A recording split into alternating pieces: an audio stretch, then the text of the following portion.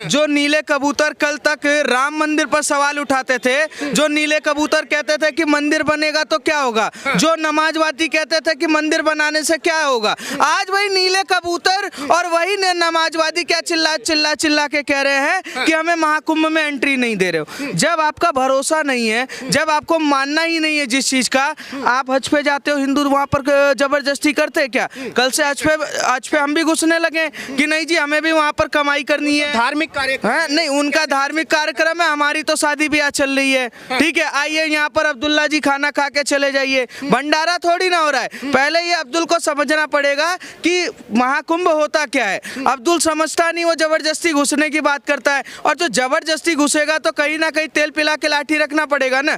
जब आप थूकने और मूतने की बात करोगे, भरोसा उस पर है तो आप वहीं तक सीमित रहो जा। और दूसरा ओबीसी कह रहे हैं कि क्या नाम है, बयान आया था 15 मिनट के लिए पुलिस हटा लो, 15 मिनट के लिए पुलिस हटा लो, क्या कर देंगे? 1992 भूल गए थे, बाबर का जो मीनार बना था 1 मिनट में पूरा ध्वस्त करके चले गए थे। अब महाकुंभ भी देख लो, अभी ज्यादा टाइम हुआ नहीं है, महाकुंभ में जितने नागा साधु घूम रहे हैं ना, अगर उन्होंने फूक भी मार दिया ना तो ये 20-25 करोड़ जो हवाबाजी करते फिर रहे ना, तो इनको जमीन ढूंढना भारी पड़ जाएगा। इस देश को ये समझना पड़ेगा कि महाकुंभ कोई शादी और ब्याह और कोई ऐसा कार्यक्रम नहीं है जो किसी तरीके के हर किसी को शामिल किया जाएगा। महाकुंभ एक सांस्कृतिक और भव्य कार्यक्रम है जहां पर कहीं ना कहीं संत और महात्मा आएंगे जो भारत के संस्कृति को उकेड़ने का काम करते हैं। अखिलेश यादव के नेता कह रहे हैं वक्फ बोर्ड की जमीन पे महाकुंभ करवा रहे हैं और मुस्लिमों को ही बैन कर दिया। कौन से नेता कह रहे हैं आप मुझे बताइए?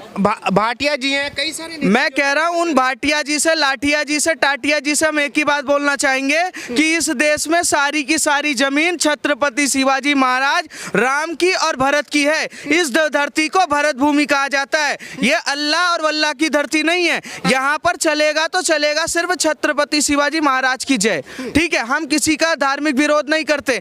जो कहता है वक्फ बोर्ड की संपत्ति है, पहले वो अपनी संपत्ति बचा ले, उत्तर प्रदेश में वो संपत्ति बचा ले जो कब्जा करके बैठा हुआ है। कल को योगी जी का मूड घूमेगा, फिर ऐसे ऐसे करेंगे, ठीक है, और थोड़ी देर बाद पता चलेगा दे मौलाना के कबर खुदा। क्या बात कर रहे हैं? यही होगा। इतना भरोसा है योगी जी? सर योगी जी पे तो भरोसा, आप एक बार उत्तर प्रदेश की जनता से पूछना, 25 करोड़ जनता बताएगी कि कैसा भरोसा है। एक बार अतीक अहमद ने कहा था कि योगी जी पे भरोसा नहीं है, 72 रुपए दे मारा। अच्छा। मुख्तार अंसारी ने बोला था 72 रुपए दे मारा। फिर कुछ आतंकवादी उछल रहे थे कि हम उत्तर प्रदेश को पलट देंगे। कुछ वहां से भी आवाज आ रहा था कि राम मंदिर बना के देखो, खून की नदियां बहा देंगे। क्या हुआ? पत्थर भी नहीं उठाने की औकात थी। अखिलेश यादव के नेता कह रहे हैं कि भाई हिंदू मेजोरिटी में है, भाईचारे के लिए इतना तो बर्दाश्त कर ही सकता है, अगर किसी ने मूत के पिला दिया, 2-4 लोगों ने गलती कर दी तो क्या दिक्कत हो गई? तो उस नेता से बोलो मैं मूत देता हूँ, पी ले। जो भी नेता बोल रहा है। अखिलेश यादव के नेता हाँ, अखिलेश यादव के नेता को ही कह रहा हूँ मैं तो। 4 लोगों ने आप कह रहे हो अखिलेश यादव के नेता, मैं कह रहा हूँ अगर अखिलेश यादव भी ये बात कह रहा है कि 2-4 लोग गलती कर रहे हैं और इस तरीके से हिंदुओं को पी लेना चाहिए, तो अखिलेश यादव पी ले या उसका नेता पी ले। जिसको भी ये लगता है कि मूत का जूस पीना चाहिए, थूका हुई रोटी खानी चाहिए, वो खाए, हम नहीं खाएंगे। कह रहे कि सारे मुस्लिम ऐसे थोड़ी होते हैं। अरे सर, सारे सांप भी तो जहरीले नहीं होते हैं। हर सांप से कटवा के देखूंगा कि कौन जहरीला है कौन नहीं जहरीला है। क्या बात कर रहे हो आप? मुस्लिमों का ही पैसा महाकुंभ में लगा रहे हैं 5000 करोड़ और उन्हीं को बैन कर दिया। कितने % मुसलमान टैक्स देते हैं भाई साहब? कितने %? 12 बच्चे पैदा करके सबसे ज्यादा सब्सिडी वो ले रहे हैं, सबसे ज्यादा राशन की लाइन में वो लगे होते हैं, सबसे ज्यादा सरकारी योजनाओं का लाभ लेने में वो लगे होते हैं। वो टैक्स देंगे?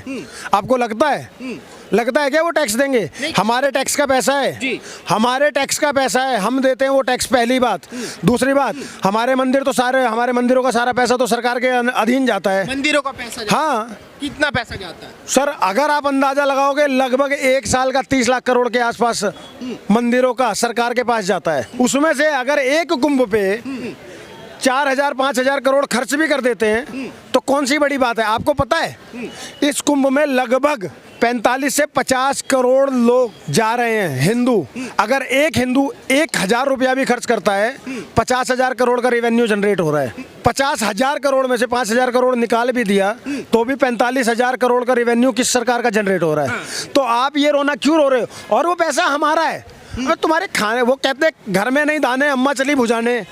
तुम हर सुविधाओं के लाभ के लिए तो लाइन में लगे फिर रहे हो। अगर मंदिरों का वो करेंगे है, कोई नहीं, सरकार तो ले रही है ना, वो सरकार अच्छी जगह खर्च करती है उसको। महाकुंभ में क्यों खर्च कर रहे हो? क्यों महाकुंभ में बुराई क्या है? ये अच्छी जगह नहीं है। सनातन का सबसे बड़ा पर्व जी। महापर्व महाकुंभ 144 साल बाद धरती पे मौजूद किसी व्यक्ति ने इससे पहले महाकुंभ मनाया नहीं है। और महाकुंभ की जो बात चल रही है ना, वो एक मात्र ऐसा जगह है महाकुंभ जहाँ पे यूक्रेन वाले भी आ रहे हैं, स्नान कर रहे हैं, जहाँ पे रशिया वाले भी स्नान कर रहे हैं, जहाँ पे यूरोप वाले भी स्नान कर रहे हैं, जहाँ पे यूएस वाले भी स्नान कर रहे हैं। जितने विदेशी दुश्मन हैं जो आपस में एक दूसरे को मार रहे हैं, काट रहे हैं, वो भी जाके महाकुंभ में एक साथ नहा रहे हैं। तो भैया जो हमारा सनातन धर्म कहता है ना, वसुदेव कुटुंबकम, पूरा विश्व एक परिवार है, वो महाकुंभ में आपको साक्षात देखने को मिल जाएगा।